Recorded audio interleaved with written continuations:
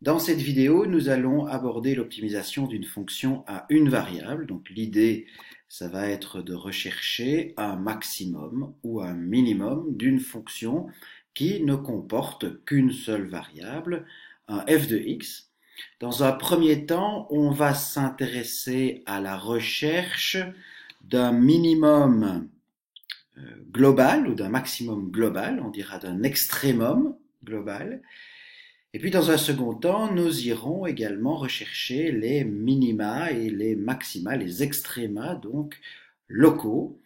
Je vais mettre un 1 en disant d'abord on va parler de minimum, de maximum ou d'extrémum, un extrémum regroupant ces deux termes, maximum et minimum. On dira indifféremment maximum, minimum, pour désigner un maximum ou un minimum global, c'est-à-dire lorsqu'il n'y en a qu'un défini sur la fonction, défini pour la fonction.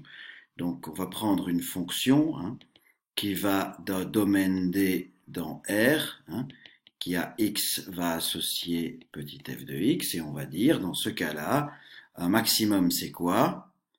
Eh bien, si on veut définir un maximum, on dira il s'agit d'un point, c'est un point C f de C, tel que f de x est inférieur ou égal à f de C pour tout x appartenant à D. Et si vous cherchez à définir un minimum, si on cherche à définir un minimum, eh bien, il s'agira d'un point C f de C également, mais tel que f de x est supérieur ou égal, bien sûr, à ce moment-là, à un point C f de C, tel que f de x est alors supérieur ou égal à f de C pour tout x appartenant à D. Voilà pour la définition d'un maximum et d'un minimum. Et j'ai envie de dire déjà, c'est un maximum et un minimum global. Nous savons déjà comment nous pouvons détecter un maximum ou un minimum pour une fonction. Ou nous avons en tout cas quelques outils qui nous permettent de le faire. Je reviens sur ce théorème que nous connaissons de recherche d'un maximum ou d'un minimum. On dit, on prend f qui est une fonction dérivable sur un intervalle i. On va prendre c intérieur, un point qui est intérieur à i. On va dire que si f possède un extrémum, possède un maximum ou un minimum en C, alors on dira que C est un point stationnaire, C est un point stationnaire,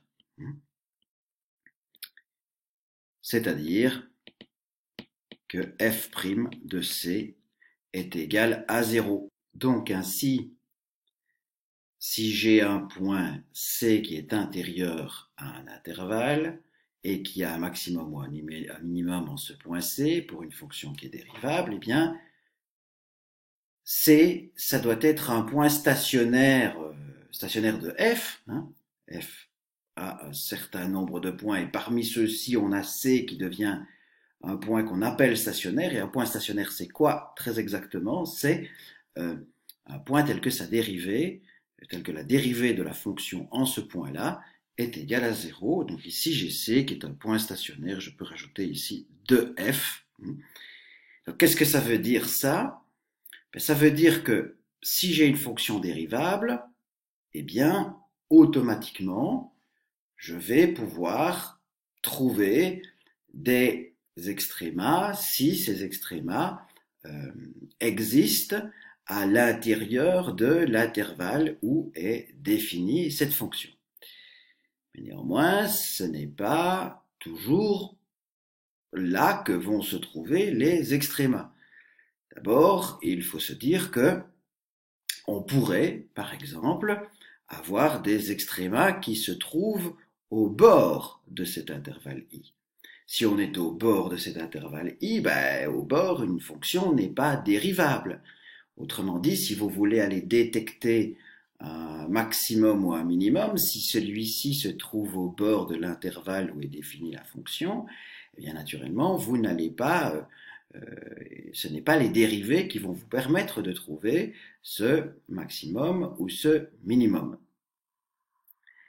Il faut aussi se dire que un point stationnaire n'est pas toujours un maximum ou un minimum. J'ajoute donc une remarque. Ce théorème est une condition nécessaire pour un extrémum. Je pense à ce type de fonction que je vais écrire ici, et où on va avoir par exemple une fonction de ce type-là. Regardez, en ce point-là, si vous regardez la tangente en ce point-là, vous voyez que là, eh bien, j'ai une pente de tangente je peux avoir une pente de tangente à ma courbe qui passe par 0 à un moment donné. Vous voyez, en ce point-là, on a d'abord à gauche de ce point-là, je vais prendre une autre couleur, on a une pente qui est, vous voyez, positive, hein.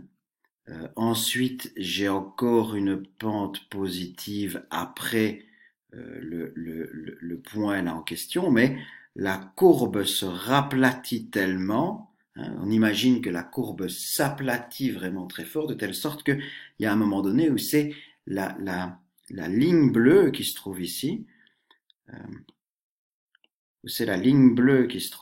vraiment qui est la tangente, hein. Et dans ce cas-là, on a une tangente à cette courbe on a une pente de tangente qui est nulle, et cette pente de tangente qui est nulle, ça correspond bien sûr à une dérivée qui est nulle. Là, on a une dérivée qui est nulle, et ce n'est ni un maximum, ni un minimum. On verra, c'est un point d'inflexion, ça. Donc, ça signifie que, oui, avoir une dérivée nulle, c'est une condition nécessaire pour avoir un maximum ou un minimum, mais c'est pas une condition suffisante. Donc ça, c'est à avoir en tête. Ce premier théorème nous permet d'avoir des conditions suffisantes d'extrémum, des conditions nécessaires d'extrémum, mais pas suffisantes. Et puis, deuxième chose, on peut aussi il existe des extrémums, ou des extrémas, c'est un peu plus correct, des extrémas qui ne sont pas stationnaires. Des extrémas qui ne sont pas stationnaires. Qui ne sont pas stationnaires pour la fonction f considérée. À quoi est-ce que je pense? Là, je pense à ces fameux, dont nous avons déjà parlé, points anguleux, là. Des points anguleux ou des points de rebroussement. Ces points-là, on sait que la dérivée, on sait qu'on n'est pas dérivable, ces fonctions-là ne sont pas dérivables ici en les points anguleux ou les points de rebroussement. Pourtant, nous voyons bien qu'ici, nous avons bien un minimum, hein, si on regarde ces fonctions-là un petit peu donc indépendamment, hein, comme si c'était des fonctions entières définies, des fonctions définies sur un intervalle i, ceci est un minimum, ceci est un minimum, hein, on pourrait voir ça sous l'aspect maximum également. Ces fonctions-là, en ces points-là, en ces points minima, hein, ces fonctions ne sont pas dérivables, et pour autant, ce sont quand même bien des maxima, ce sont quand même bien des minima.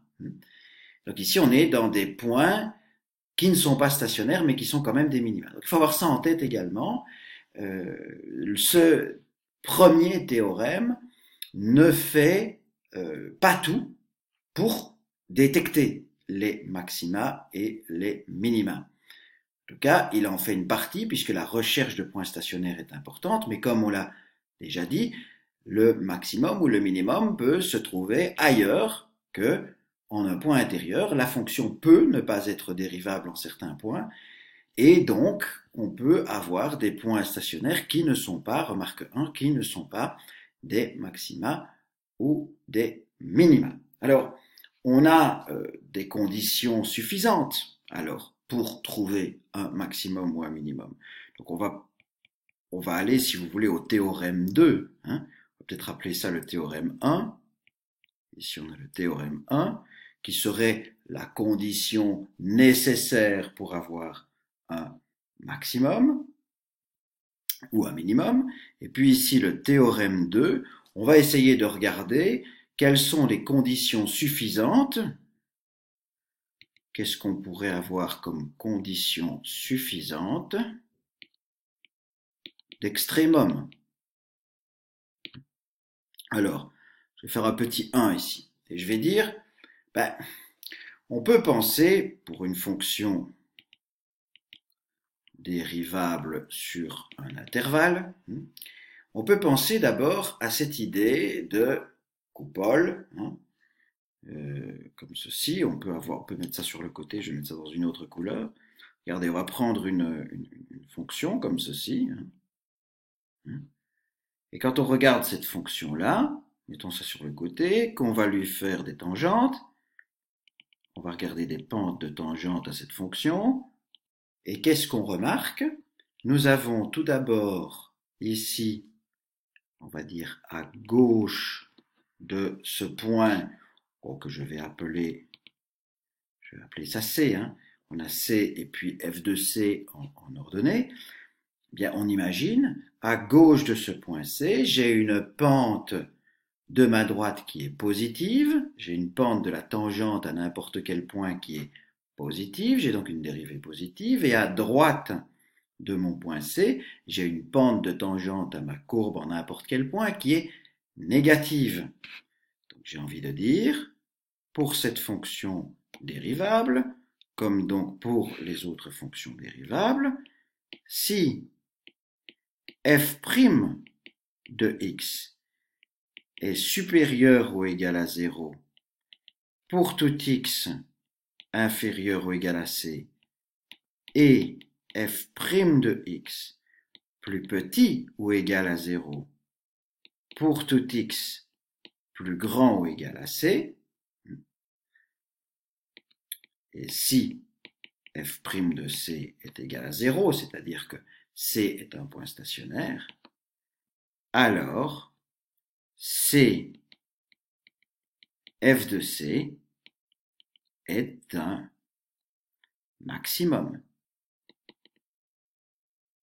Alors ce point C, f de C est un maximum, c'est assez naturel, donc le point C est l'abscisse du point correspondant au maximum de la fonction.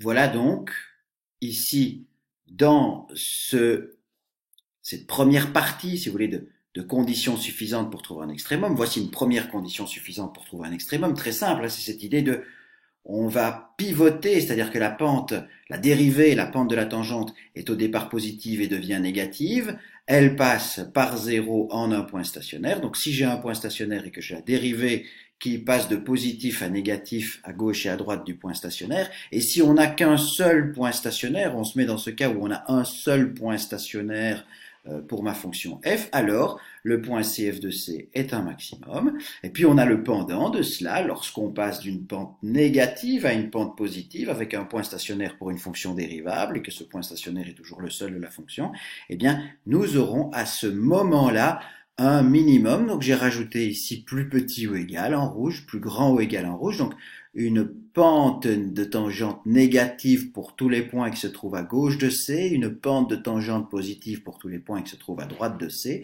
Alors à ce moment-là, f est minimisé en ce point C. Le point C f de C est un minimum de la fonction f. Alors ça, c'est une première condition suffisante qui nous permet d'avoir un maximum ou un minimum. Une deuxième condition suffisante, c'est se référer à la concavité ou la convexité. Prenons f qui est concave. Qu'est-ce que ça veut dire f qui est concave? Ça veut dire f seconde de x qui est négatif pour tout x appartenant à i. Donc f concave, c'est f seconde qui est négatif pour tout x appartenant à l'intervalle i. Donc f est concave. Si f est concave, alors qu'est-ce qui se passe? Alors, si C est un point stationnaire, alors avec un point stationnaire, alors avec C un point stationnaire de cette fonction-là, un point stationnaire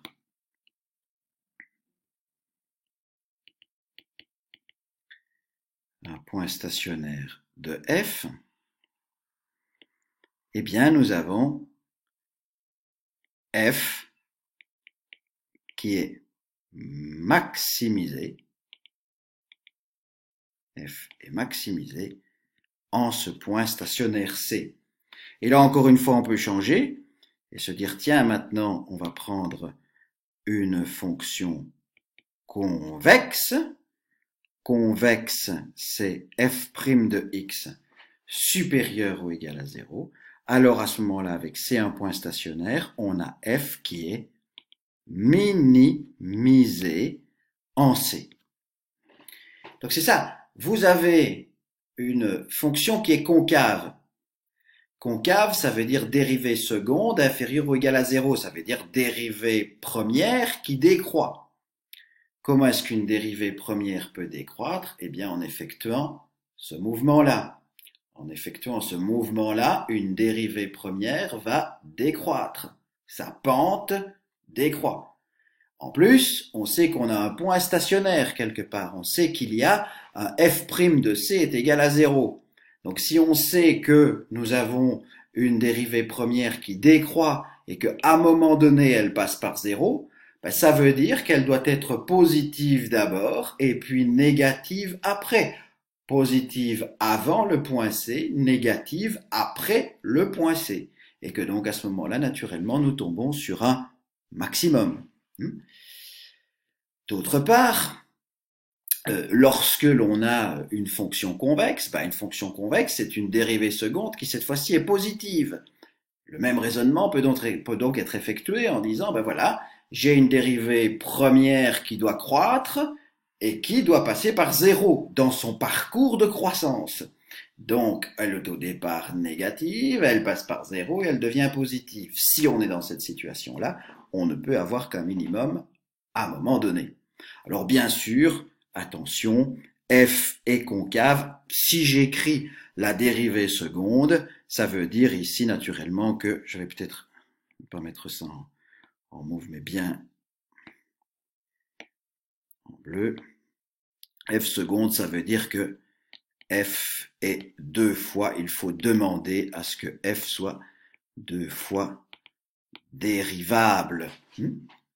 Voilà, ça ce sont pour les premiers théorèmes, si vous voulez, des conditions suffisantes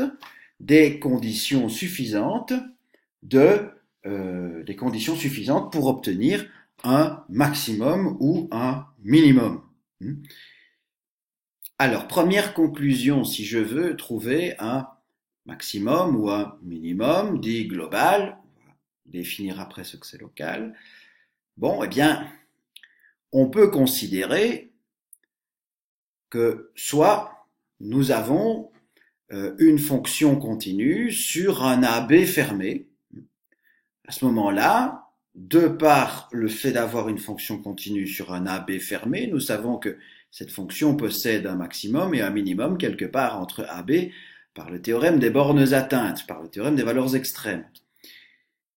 Il faut donc aller trouver ce maximum et ce minimum sur AB fermé. Et ce maximum ou ce minimum, attention, il va se trouver soit par le théorème des conditions suffisantes pour trouver un maximum ou un minimum, on va le trouver grâce à de la dérivation à f en tous les points intérieurs de AB, soit ce maximum ou ce minimum va se trouver en A ou en B, donc il faut aller calculer la fonction en A et en B.